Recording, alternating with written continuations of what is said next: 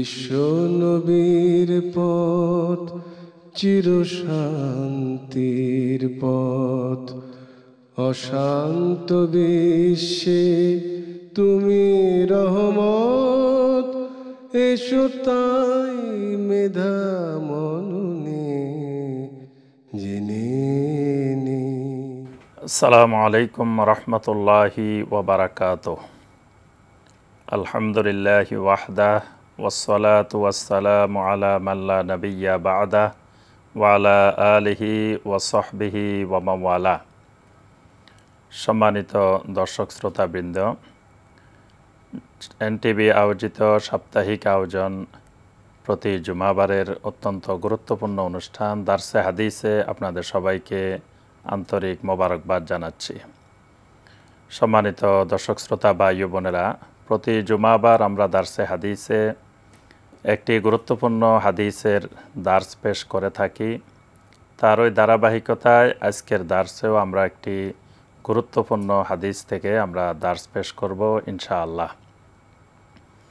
আজকে যে হাদিসটি থেকে আমরা দার্স পেশ করব ইনশাআল্লাহ, হাদিসটি সুনান আবু দাউদ এবং জামে আত-তিরমিজির মধ্যে বর্ণিত হয়েছে। ইমাম নববী রাহমাহুল্লাহ রিয়াদুস সালেহিনের কিতাবুল লেবাসের মধ্যে এই হাদিসটিকে উল্লেখ করেছেন।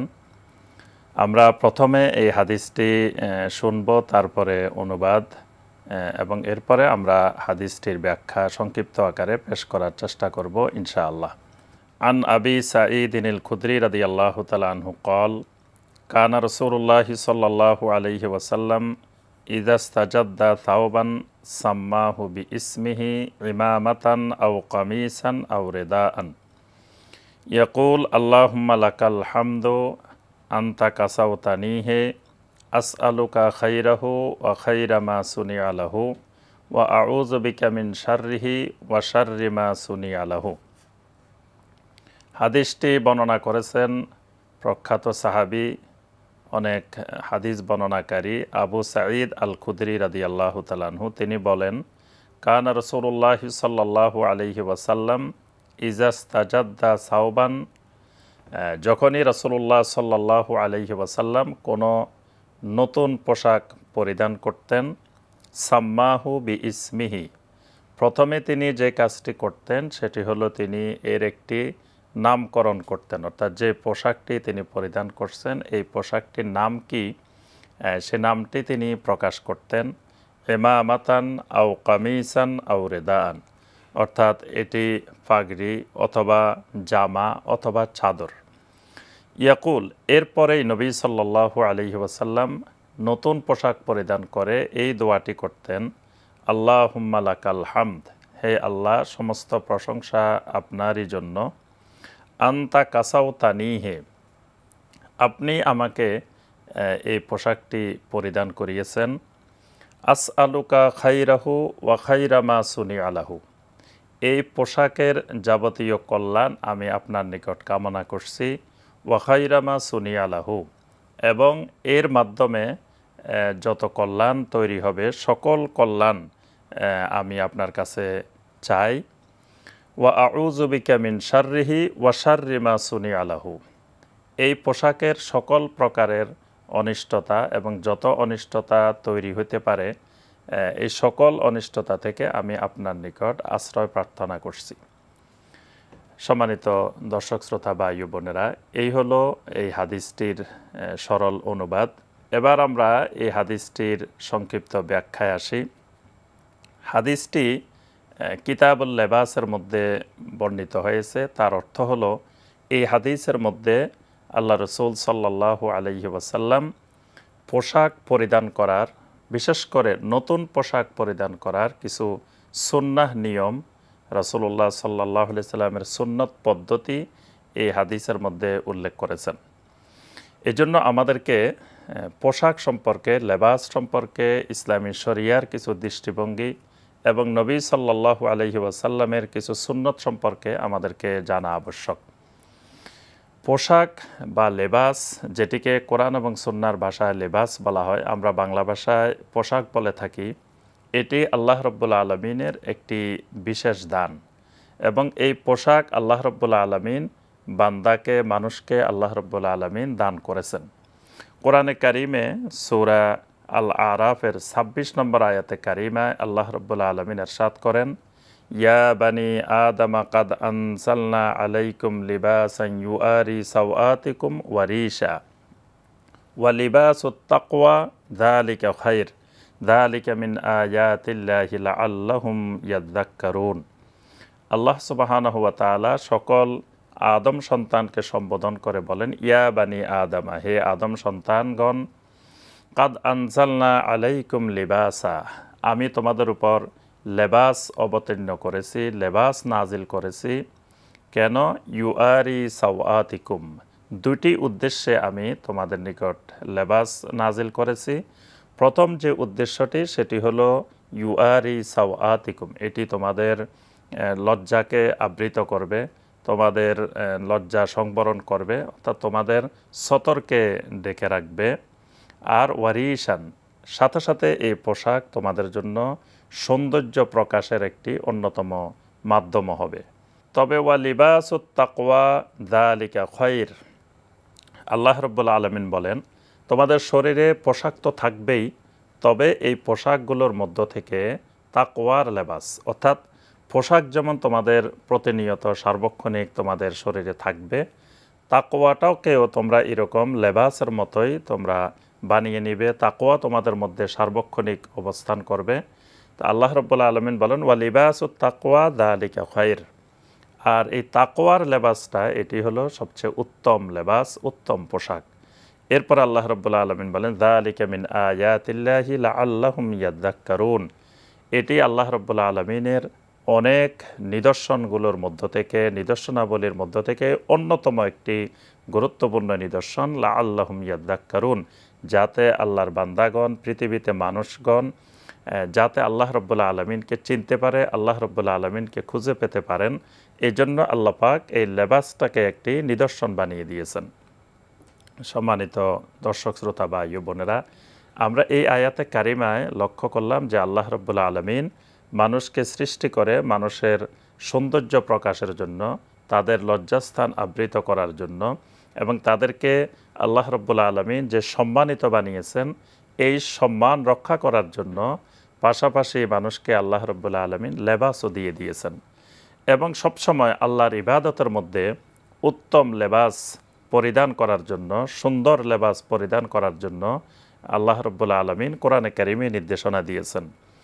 আল্লাহ রাব্বুল আলামিন কোরআনে কারিমে সূরা আল আরাফের ৩১ নম্বর আয়াতে কারিমায় ইরশাদ করেন, ইয়া বানি আদমা খুযু যিনাতাকুম ইনদা কুল্লি মসজিদ ওয়া কুলু ওয়াশরাবু ওয়া লা তুসরিফু ইন্নাহু লা ইউহিব্বুল মুসরিফিন। আল্লাহ রাব্বুল আলামিন বলেন, ইয়া বানি আদম, হে আদম সন্তানগণ, খুযু যিনাতাকুম ইনদা কুল্লি মসজিদ, অর্থাৎ প্রত্যেক ইবাদতের সময়, প্রত্যেক সলাতের সময় তোমরা সৌন্দর্য গ্রহণ করো, অর্থাৎ তোমরা পোশাক, উত্তম পোশাক, সুন্দর পোশাক তোমরা গ্রহণ করো, আর তোমরা খাও পান করো, তবে অপচয় করো না। আল্লাহ রাব্বুল আলামিন অপচয়কারীকে পছন্দ করেন না। এই আয়াতে কারিমায় আল্লাহ রাব্বুল আলামিন বানি আদমকে সবসময়, বিশেষ করে আল্লাহ রাব্বুল আলামিনের ইবাদতের সময় যাতে সুন্দর পোশাক, উত্তম পোশাক পরিধান করা হয়, এই দিকে আল্লাহ রাব্বুল আলামিন নির্দেশনা দিয়েছেন।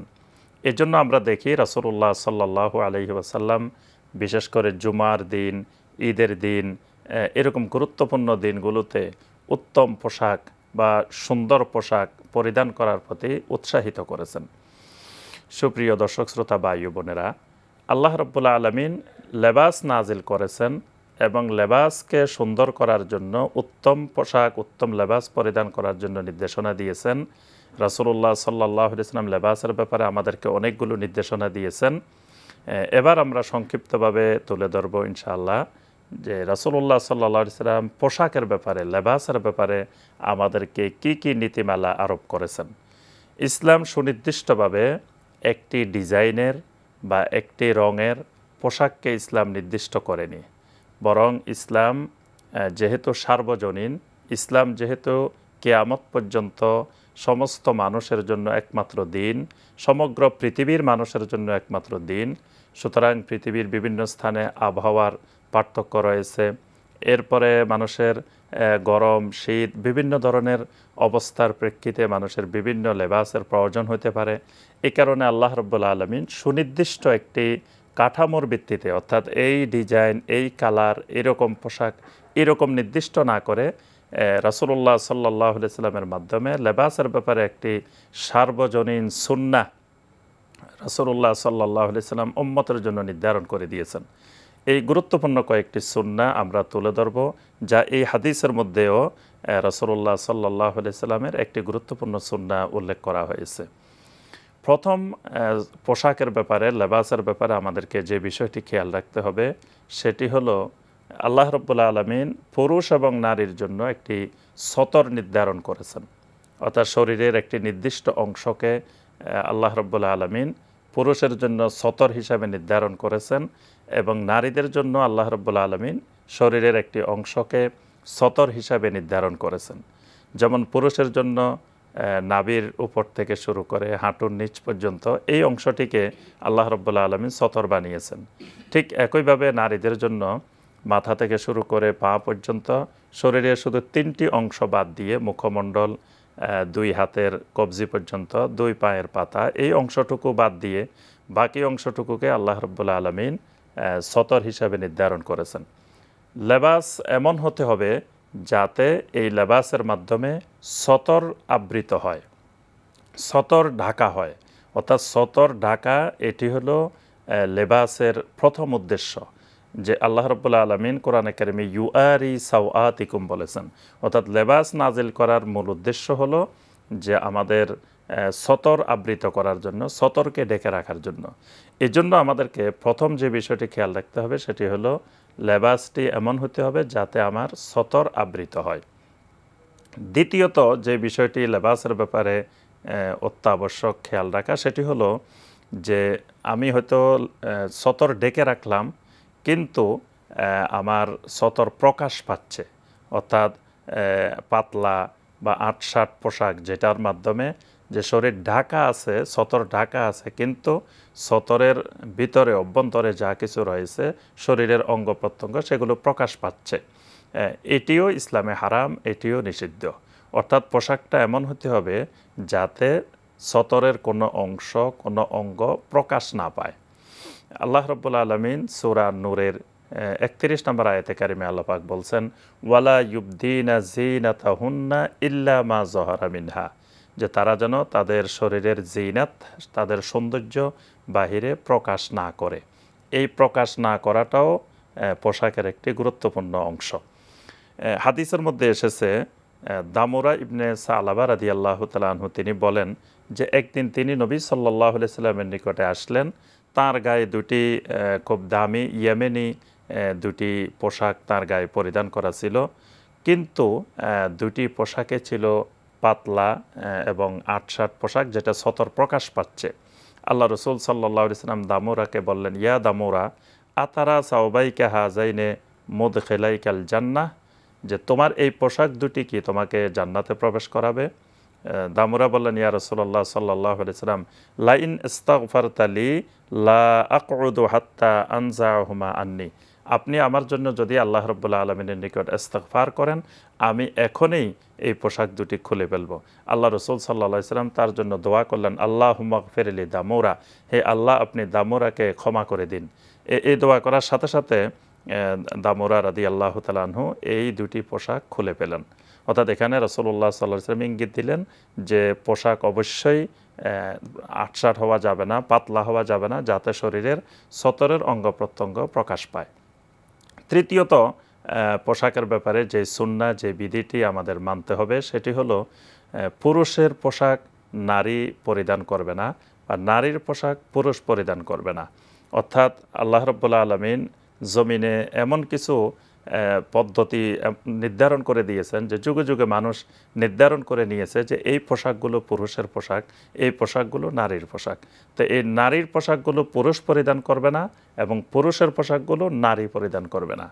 আল্লাহ রসুল সাল্লাল্লাহু আলাইহি সাল্লাম এদের উপরে লানত করেছেন। চতুর্থত যেই বিষয়টি আমাদের খেয়াল রাখতে হবে পোশাকের ব্যাপারে সেটি হলো এমন পোশাক পরিধান করা যাবে না যে পোশাকের মাধ্যমে অহংকার আসে, আল্লাহ রাব্বুল আলামিন অহংকারকে হারাম করে দিয়েছেন এবং এরকম কোনো পোশাক পরিধান করা যাবে না যেটি ব্যতিক্রম একটি পোশাক বা এমন পোশাক যার মাধ্যমে শরীরে অহংকার তৈরি হয়, মনে মনে অহংকার তৈরি হয়।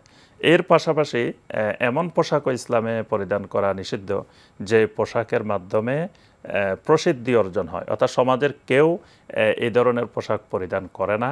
আমি এমন একটি পোশাক পরিধান করলাম যে পোশাকটি দ্বারা মানুষ আমাকে চিনে, মানুষ বলে যে ওই ডিজাইনের, ওই কালারের বা ওই রকমের পোশাক যিনি পরেন ওই ব্যক্তিটাই।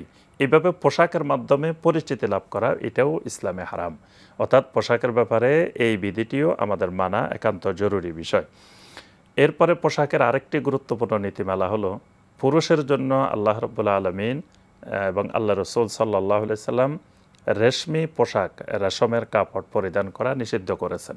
আল্লাহ রসুল সাল্লাল্লাহু আলাইহি সাল্লাম হাদিসের মধ্যে বলেন, উহিল্লা জাহাবু ওয়াল হারিরু লিএনাস উম্মতি ওয়া হুররিমা আলা যুকুরিহা, যে আমার পুরুষ উম্মতের জন্য রেশম এবং সোনা এই দুইটি ব্যবহারকে হারাম করে দেওয়া হয়েছে, এটি আমার নারী উম্মতের জন্য আল্লাহ রাব্বুল আলামিন বৈধ করেছেন, হালাল করেছেন।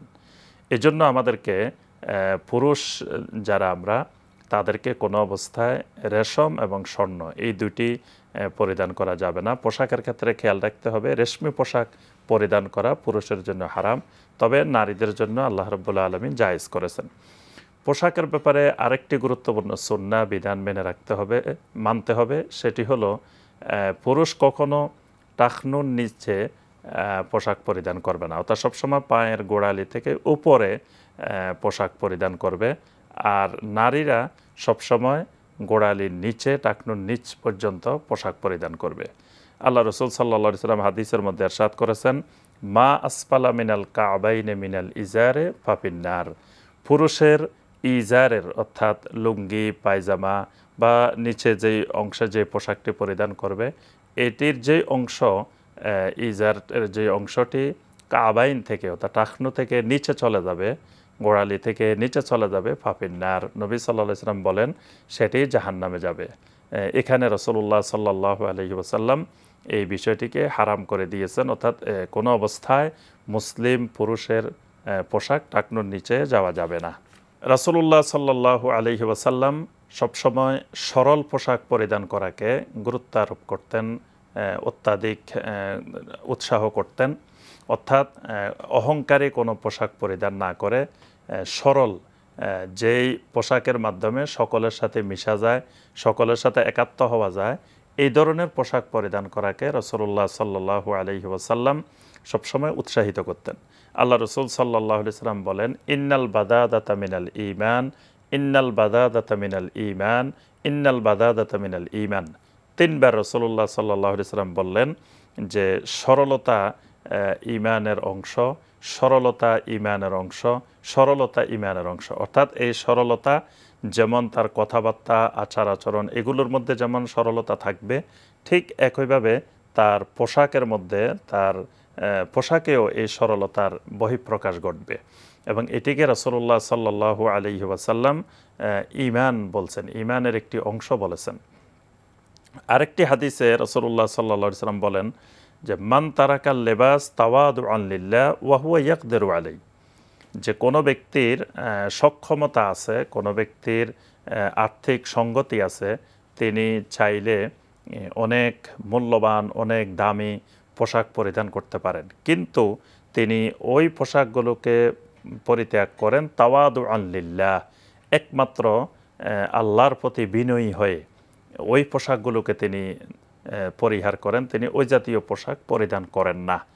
অর্থাৎ সবসময় সরল জীবনযাপনে তিনি অভ্যস্ত, এজন্য তিনি অত্যাধিক দামি বা বিলাসবহুল এই ধরনের পোশাক বা চালচলন তিনি পছন্দ করেন না। আল্লাহ রসুল সাল্লাল্লাহু আলাইহি ওয়াসাল্লাম বলেন এই ব্যক্তিকে আল্লাহ রাব্বুল আলামিন দাআহুল্লাহু ইয়াউমাল কিয়ামা, কিয়ামতের দিন আল্লাহ রাব্বুল আলামিন এই ব্যক্তিকে ডাকবেন, ডেকে আল্লাহ রাব্বুল আলামিন তাকে বলবেন হাত্তা ইউখাইয়িরাহু মিন আইয়ি হুলালিল ঈমান শাআ ইয়ালবিসুহা, তিনি জান্নাতের পোশাকসমূহ থেকে কোন পোশাকটিকে তিনি পছন্দ করেন, কোন পোশাক তিনি পরিধান করতে চান সেই পোশাকটি যেন তিনি পরিধান করে নেন। সুবহানাল্লাহ। অর্থাৎ এই সরলতার কারণে বা বিনয়ী জীবনযাপন করার কারণে তিনি যদি সামর্থ্য থাকার পরেও তিনি অত্যাধিক দামি তিনি এরকম পোশাক তিনি পরিধান করা পরিহার করেন, সরল জীবনযাপন করেন, আল্লাহ রাব্বুল আলামিন তাকে কিয়ামতের দিন এইভাবে ডেকে আল্লাহ পাক পুরস্কৃত করবেন। সুবহানাল্লাহ। এরপরে পোশাকের ব্যাপারে আরেকটি বিষয় সবসময় আমাদেরকে খেয়াল রাখতে হবে, সেটি হলো ইসলাম আত-তাশাব্বুহ বিল মুশরিকিন, অর্থাৎ মুশরিকদের সাথে সাদৃশ্য গ্রহণ করা, এটি ইসলাম হারাম ঘোষণা করেছে। আল্লাহ রসুল সাল্লাল্লাহু আলাইহি সাল্লাম বলেছেন, মান তাশাব্বাহা বিকাউমিন ফাহুয়া মিনহুম, যে ব্যক্তি যে জাতির সাথে সাদৃশ্য রাখে কিয়ামতের ময়দানে সে ব্যক্তি তাদেরই অন্তর্ভুক্ত হবে। তো এই ক্ষেত্রে বিজাতীয় সকল কৃষ্টি, কালচার, সংস্কৃতি, এটাকে ইসলাম মুসলিমের জন্য নিষিদ্ধ করেছে। পোশাকও সংস্কৃতির একটি গুরুত্বপূর্ণ অংশ।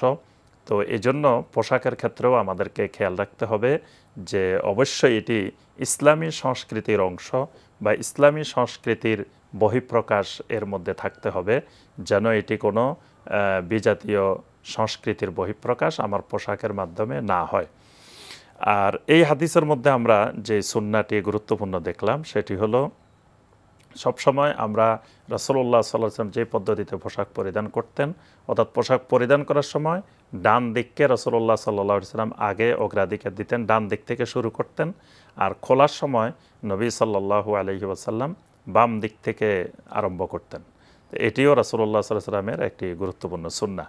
আর নতুন পোশাক পরিধান করার সময় দোয়া পড়া, এমনি প্রতিদিন পোশাক পরিধান করার সময় বিসমিল্লাহ বলে পোশাক পরিধান করা আরম্ভ করবে।